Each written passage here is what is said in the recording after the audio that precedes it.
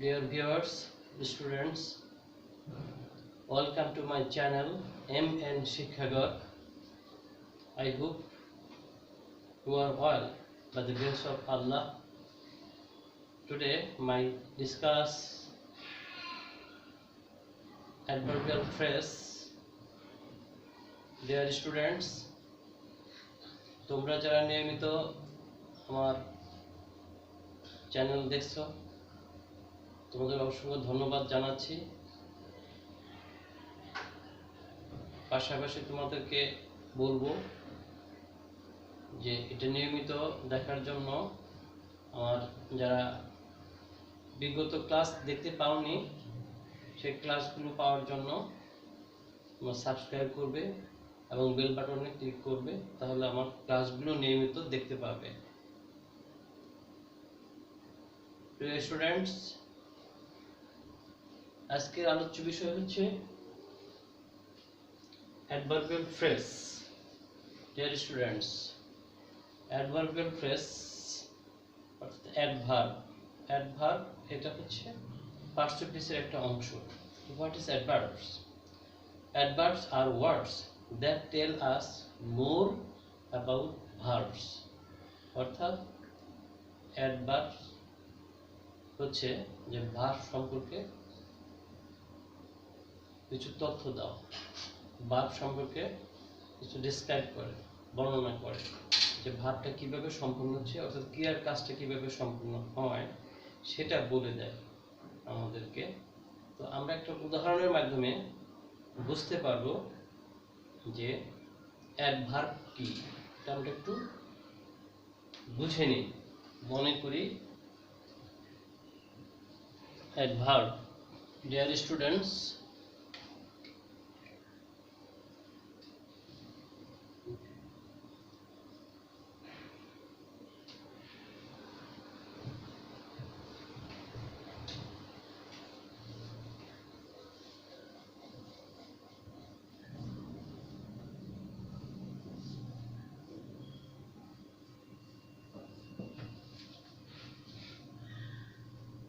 Dear students,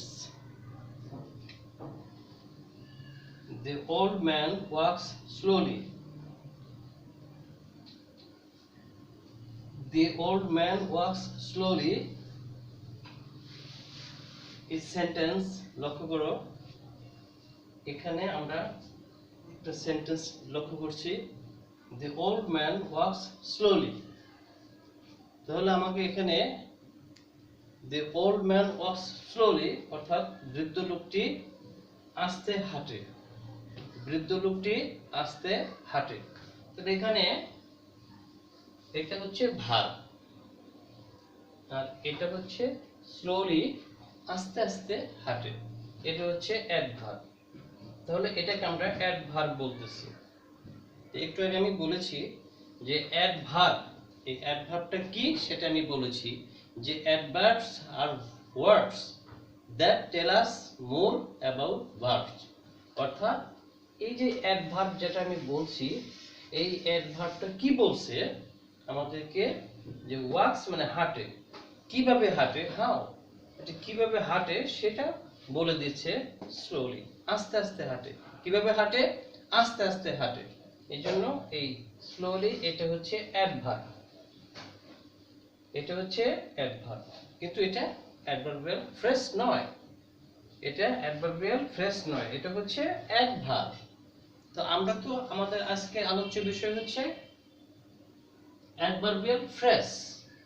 তো adverbial phrase, তাহলে আমাদের এই স্লোলি এটা অ্যাডভার্বিয়াল ফ্রেজ নয়। তাহলে আমরা তো অ্যাডভার্বিয়াল ফ্রেজ কি, তাহলে আমরা জানি যে adverbial phrase is simply A group of words, a group of words or a group of two or more words that function as an adverb in a sentence। অর্থাৎ আমরা অ্যাডভার্বিয়াল ফ্রেজ এটা অ্যাডভার্বের মতোই সেন্টেন্সে কাজ করে। তো আমরা সেই বিষয়টা এখন লক্ষ্য করব যে কিভাবে কাজ করে। অর্থাৎ এই অ্যাডভার্ব ফ্রেজ, এটাকে আমরা বলতে পারি an adverb phrase also modifies a verb example আমরা লক্ষ্য করলে আমাদের এই বিষয়গুলো ক্লিয়ার হবে। তো আমাদের অ্যাডভার্ব, বিভিন্ন ধরনের অ্যাডভার্ব আমরা জানি, এবং আমরা ফ্রেজের কথা যখন বলবো তখন অ্যাডভার্বিয়াল ফ্রেজ এরকম বিভিন্ন ধরনের। তো সেই অ্যাডভার্বিয়াল ফ্রেজের যে স্ট্রাকচারও ভিন্ন ভিন্ন। তো আমরা সেই অ্যাডভার্বিয়াল ফ্রেজটা কিভাবে আমরা গঠন করতে পারি সেই নিয়ে আমরা একটু ডিসকাস করি এবং এক্সাম্পলগুলো ফলো করার চেষ্টা করি এবং বোঝার চেষ্টা করি।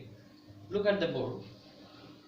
Structure 1, adverb plus and plus adverb. Dear students, structure 1 adverbial phrase, structure 1 adverb plus and plus adverb। আমরা এই স্ট্রাকচার থেকেই বুঝতে পারতেছি যে অ্যাডভার্ব থাকবে and দিয়ে আবার অ্যাডভার্ব থাকবে, অর্থাৎ ডবল অ্যাডভার্ব থাকবে। and দিয়ে ডবল অ্যাডভার্ব থাকবে, অর্থাৎ দুটো অ্যাডভার্বকে যুক্ত করবে। তো আমরা সেন্টেন্সের দিকে লক্ষ্য করি, তাহলে আমাদের বুঝতে আরো সুবিধা হবে। তাহলে এটা কি হবে? Adverb and adverb. He comes to our house now and then. He comes to our house now and then. Dear students, তাহলে আমাদের স্ট্রাকচার অনুযায়ী, according to structure, this sentence takes two adverb now then and দিয়ে যুক্ত হয়েছে। তাহলে আমরা একটু আগেই বলেছি যে adverbial phrase is simply a group of two or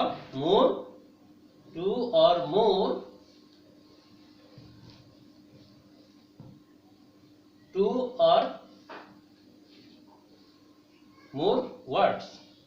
Dear students, listen to me. Next sentence, I did the sum again and again. I did the sum again and again. Dear students, আমাদের structure adverb and adverb. তাহলে again and again, তাহলে এটাও adverb, এটাও adverb. তাহলে আমাদের এই দুটো adverb and দ্বারা যুক্ত হয়েছে। তাহলে এটা আমাদের অ্যাডভার্বিয়াল ফ্রেজ, এটা হচ্ছে অ্যাডভার্বিয়াল ফ্রেজ। তো next structure 2, every plus time. সময় জ্ঞাপক নাউন যুগে এটা হয়। এভরির সাথে সময় জ্ঞাপক নাউন যুগে আমাদের এই স্ট্রাকচারটা আছে, যেটা আমরা অ্যাডভার্বিয়াল ফ্রেজ হিসেবে সেন্টেন্সে ব্যবহার করি। তো আমরা লক্ষ্য করি adverbial phrase. Next number 2, structure every plus time. I take some exercise. Dear students, follow. I take some exercise every day. I take some exercise every day. Every আমাদের স্ট্রাকচার every প্লাস টাইম, সময় জ্ঞাপক যুগে এটা হচ্ছে noun. every day, তাহলে every সাথে day আছে, যেটা আমাদের স্ট্রাকচারের সাথে মিল আছে, টাইম। তো ডে এটা টাইম সময় অর্থে ব্যবহার হয়েছে, তো every day। তাহলে আমরা স্ট্রাকচার 2 কি দেখতে পাচ্ছি যে every প্লাস টাইম, আর এটাকে কি অর্থে ব্যবহার হচ্ছে? সময় জ্ঞাপক নাউন যুগে এটাকে আমরা ব্যবহার করছি। তাহলে আমরা আবার লক্ষ্য করি example, I take some exercise every day, অর্থাৎ আমি প্রতিদিন কিছু ব্যায়াম করি। Next B, every year we celebrate our birthdays. Dear students, next every year, প্রতি বছর we celebrate our birthdays. আমরা তো এই বার্থডে আমরা ভুলি না, তো আমরা প্রতি বছরই এই জন্মদিন পালন করি। বিশেষ করে আমরা ফেসবুকেও যারা ফেসবুক ফ্রেন্ড আছে তাদেরকেও আমরা এটাকে জন্মদিন হিসেবে আমরা ফেসবুকে প্রচার করি। তো যাই হোক, এভরি ইয়ার, তাহলে এভরির সাথে টাইম এখানে ইয়ার, তাহলে এটাকে এভরি ইয়ার। তাহলে আমরা লক্ষ্য করছি স্ট্রাকচারের সাথে আমাদের যে অ্যাডভার্বিয়াল ফ্রেজ এর ব্যবহার সেটা আমরা সেন্টেন্সের মধ্যে লক্ষ্য করছি। Deer students, next number 3, preposition plus adverb of time. Preposition plus adverb of time. তো এখানে তাহলে আমরা এখানে লক্ষ্য করছি প্রিপজিশন। তো এই প্রিপজিশন সম্পর্কে আমাদের ধারণা আগেই আছে যে টু, অ্যাট, ইন এগুলো হচ্ছে প্রিপজিশন। তো তাহলে প্রিপজিশন থাকবে, তার সাথে অ্যাডভার্ব অফ টাইম, অর্থাৎ এখানে সময়ের কথা উল্লেখ আছে।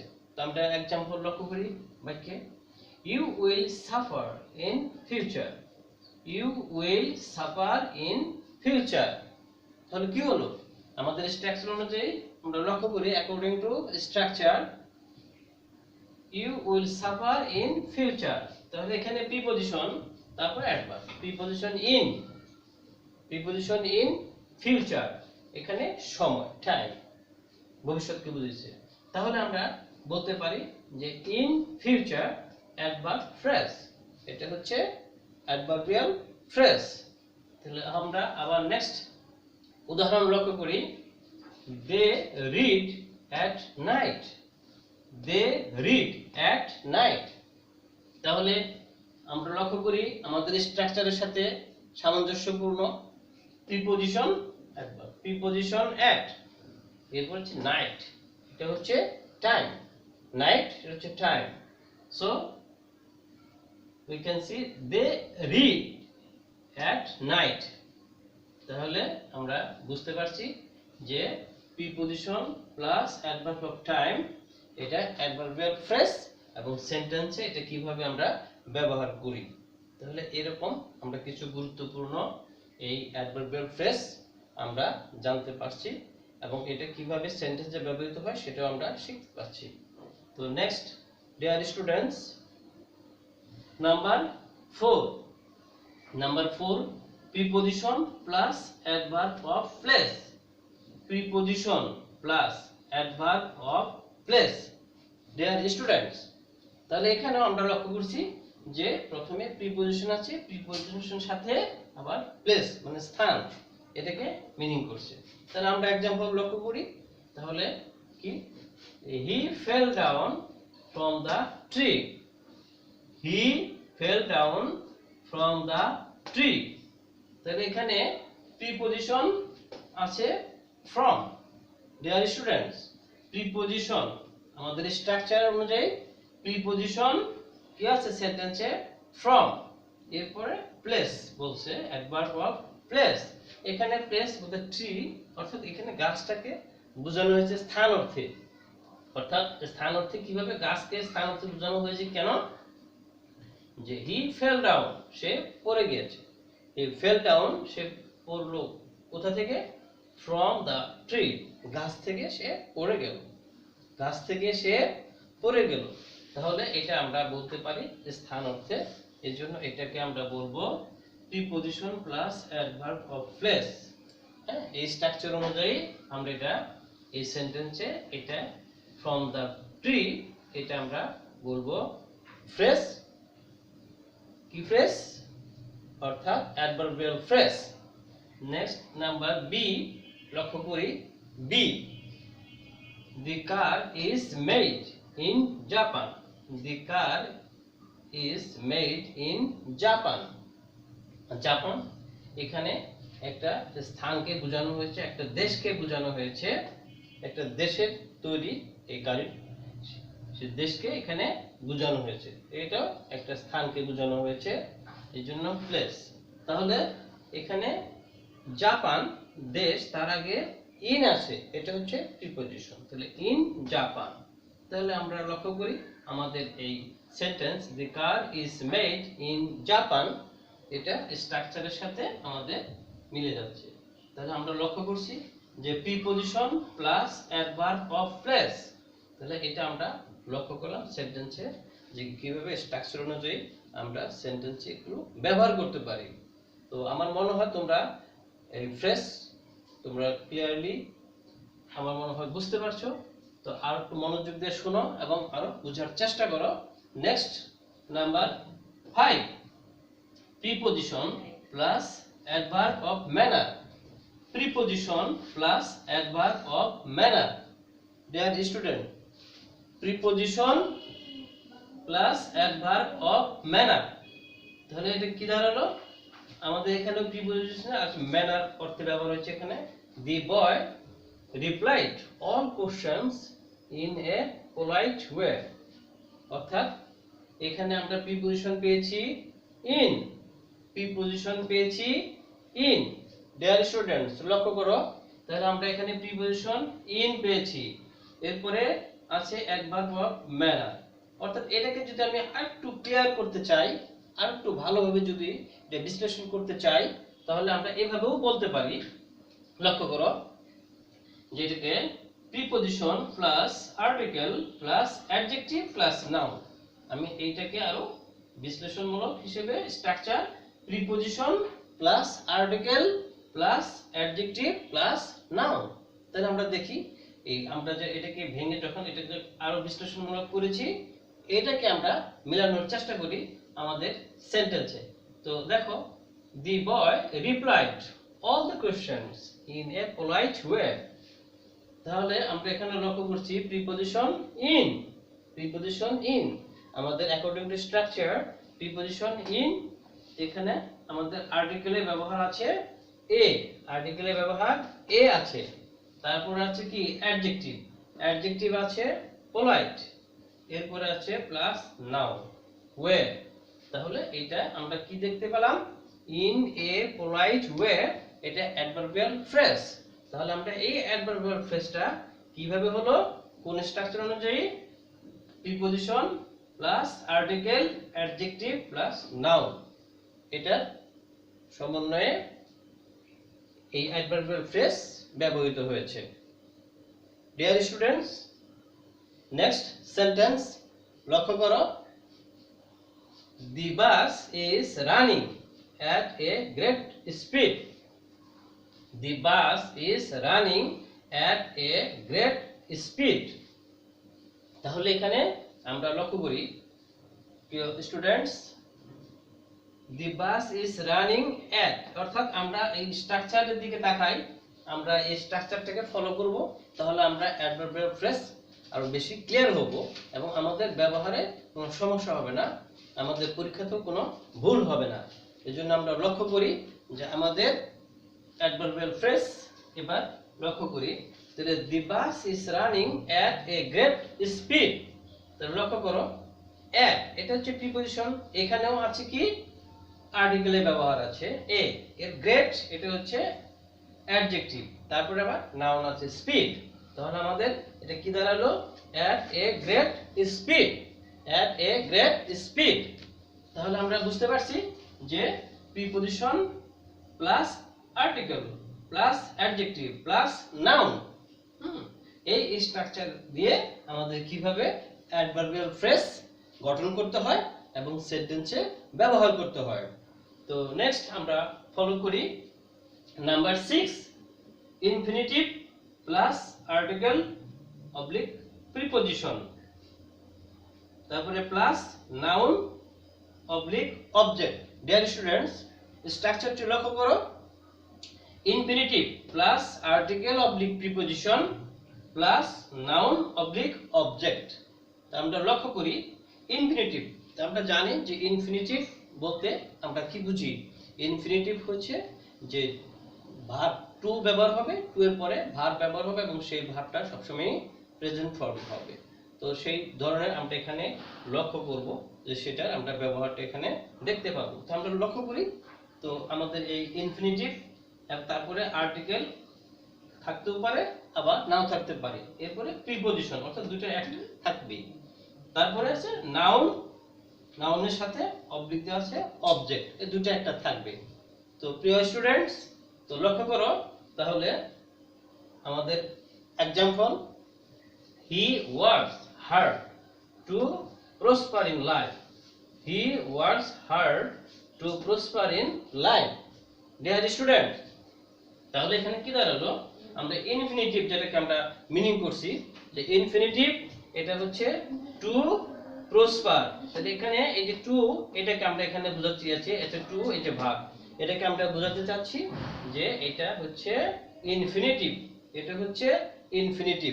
তো এখানে আমার এখানে আর্টিকেলের ব্যবহার নেই, আমাদের স্ট্রাকচারে যদি বলা আছে আর্টিকেল অবলিক প্রিপজিশন, তার মানে কি আর্টিকেল নাই কিন্তু প্রিপজিশন আছে। Dear students, notice here to prosper in life. তাহলে এখানে প্রিপোজিশন ইন আছে, এরপরে লাইফ নাউন আছে, অবজেক্ট অবজেক্ট আছে অবজেক্ট, তাহলে আমরা এরপরে প্রিপোজিশন করে লাইফ পেয়েছি। তো dear students, next example B, we eat to live on this world or earth.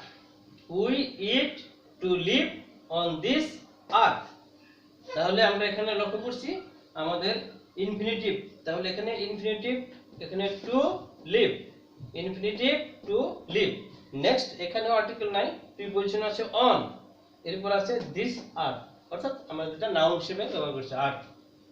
তো তাহলে আমরা দেখতে পাচ্ছি কি যে we eat to live on this earth, তাহলে আমরা এখানে ইনফিনিটিভ, তারপরে প্রিপোজিশন, এরপর হচ্ছে নাউন। তাহলে এভাবে আমরা দেখলাম যে infinitive plus article object preposition যোগ নাউন অর অবজেক্ট, এটার ব্যবহার আমরা লক্ষ্য করতে পেরেছি। তো আমার মনে হয় যে অ্যাডভার্বিয়াল ফ্রেজ তোমরা সহজে বুঝতে পেরেছো, এবং এই অ্যাডভার্বিয়াল ফ্রেজ অত্যন্ত গুরুত্বপূর্ণ। আমরা যখন অ্যাডভার্ব পড়েছি সেই অ্যাডভার্বের প্রকারভেদের মধ্যে আমরা এগুলো লক্ষ্য করেছি। আমাদের এই জিনিসগুলো সবসময় মনে রাখতে হবে যে adverb of time, adverb of place, adverb of manner.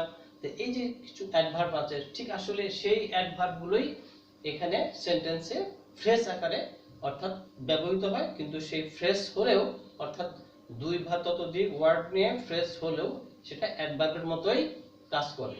এই জন্য এটার নাম হচ্ছে অ্যাডভার্বিয়াল ফ্রেজ। এই জন্য আমরা অত্যন্ত ইম্পর্টেন্ট কিছু অ্যাডভার্বিয়াল ফ্রেজ নিয়ে আমরা আলোচনা করলাম, এবং এটার স্ট্রাকচার কেমন হবে এবং সেন্টেন্সে এই স্ট্রাকচার অনুযায়ী আমরা কিভাবে ব্যবহার করব সেটা আমরা বিস্তারিত আলোচনা করলাম।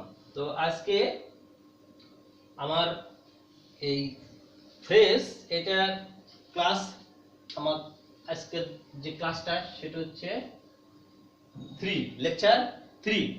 এই লেকচার 3 এই ক্লাস থেকে আমরা এই অ্যাডভার্বিয়াল ফ্রেজ সম্পর্কে আমার মনে হয় তোমরা ভালো বুঝতে পেরেছো।